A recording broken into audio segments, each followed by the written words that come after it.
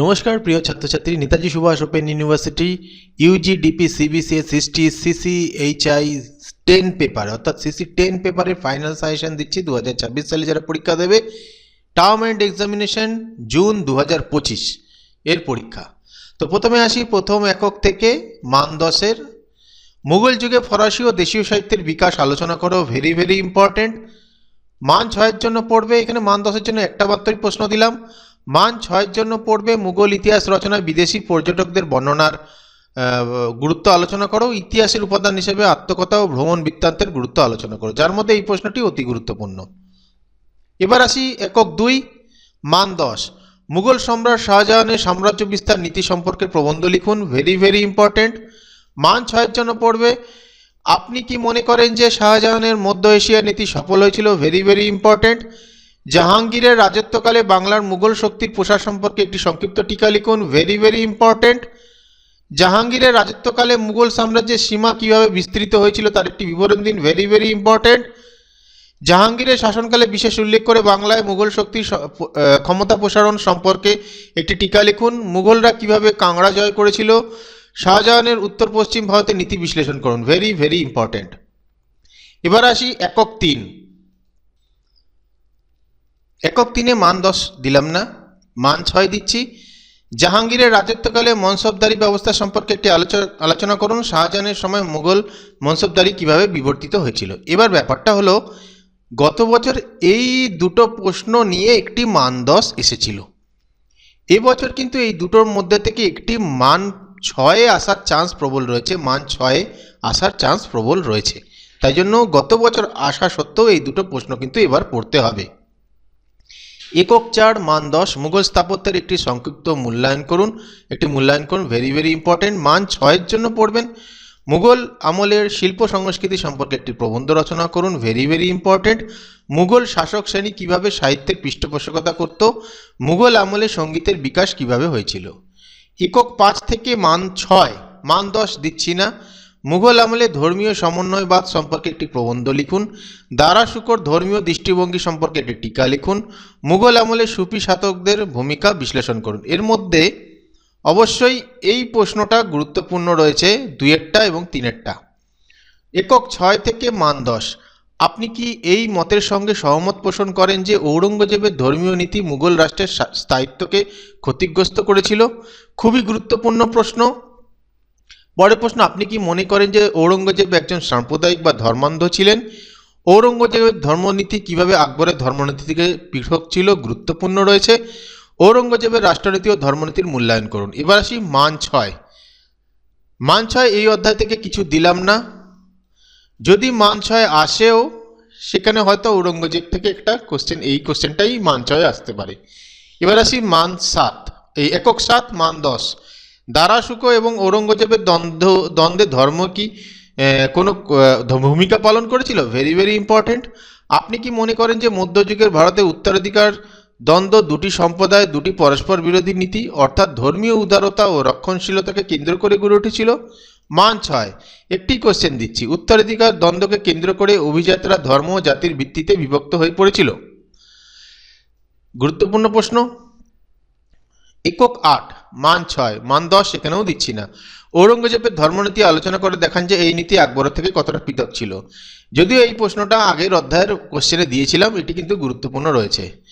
ধর্মীয় গোষ্ঠী ও প্রতিষ্ঠানের প্রতি ঔরঙ্গজেবের দৃষ্টিভঙ্গি পরিচয় দাও। আপনি কি মনে করেন যে ঔরঙ্গজেব আকবরের ধর্মীয় সহনশীলতা নীতির পরিবর্তন ঘটিয়ে হিন্দুদের আনুগত্য হারিয়েছিলেন? একক 9 মান 10 ঔরঙ্গজেবের রাজপুত নীতির মূল্যায়ন করুন। Very very important. ঔরঙ্গজেবের দাক্ষিণাত্য নীতি আলোচনা করুন। Very very important. আপনি কি মনে করেন বিজাপুর ও গোলকুন্ডা এই দুটি রাজ্যকে মুঘল সাম্রাজ্যভুক্ত অন্তর্ভুক্ত করে তিনি রাজনৈতিক অদূরদর্শিতার পরিচয় দিয়েছিলেন? যাই হোক, এই দুটো প্রশ্ন কিন্তু ভালো করে পড়বে, খুবই গুরুত্বপূর্ণ রয়েছে। মান 6 ঔরঙ্গজেবের রাজপুত নীতি সম্পর্কে একটি টিকা লিখুন। Very very important. এখানে দেখো মান 10-এও প্রশ্নটা দিয়েছি, মান 6-এও প্রশ্নটা দিয়েছি। মান 6 ব্যাখ্যাটা হয়তো কম করতে হবে। ঔরঙ্গজেবের উত্তর পূর্ব এবং উত্তর পশ্চিম সীমান্ত নীতির পর্যালোচনা করুন। ঔরঙ্গজেবের দাক্ষিণাত্যের মূল্যায়ন করুন। এটি মান 10-এও আমি দিয়েছি, গুরুত্বপূর্ণ প্রশ্ন। একক 10 থেকে শুধু মান 6 ঔরঙ্গজেবের রাজত্বকালে মুঘল শাসনের সংকটের স্বরূপ। অধ্যাপক সতীশচন্দ্র কিভাবে মুঘল সংকটকে ব্যক্ত করেছেন এই প্রসঙ্গে আপনার অভিমত মূল্যায়ন করুন। মুঘল সংকটে ঔরঙ্গজেবের ভূমিকা বা মুঘল সাম্রাজ্যের পতনে ঔরঙ্গজেবের ভূমিকা খুবই গুরুত্বপূর্ণ, এটি পড়বে। একক 11 থেকেও মান 6 দিচ্ছি, মান 10 দিচ্ছি না। শতনামী বিদ্রোহ সম্পর্কে একটি টিকা লিখুন, ভেরি ভেরি ইম্পর্টেন্ট।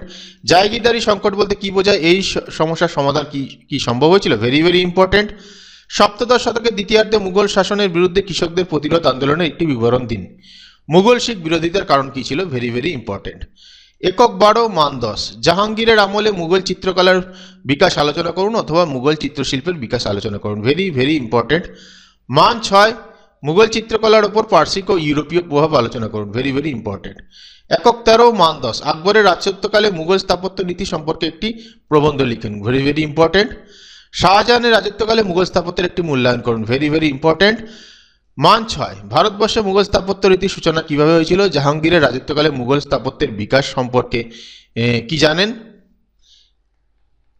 মুঘল স্থাপত্যের ইতিহাসে সম্রাট ঔরঙ্গজেবের কার্যকলাপ সম্পর্কে একটি টিকা লিখুন।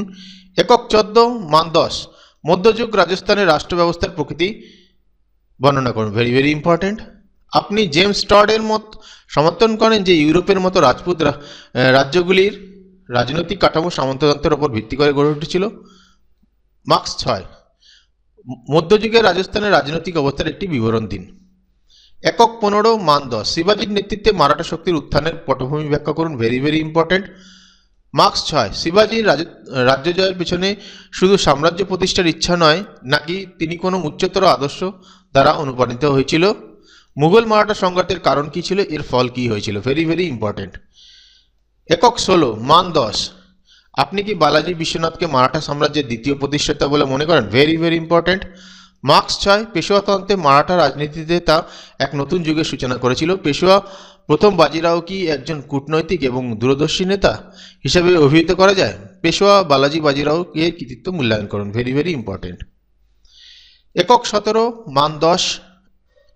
অষ্টাদশ শতকের প্রথমার্ধে মুঘল দরবারের দল ও রাজনীতির প্রকৃতি বিশ্লেষণ করুন, মার্কস 6।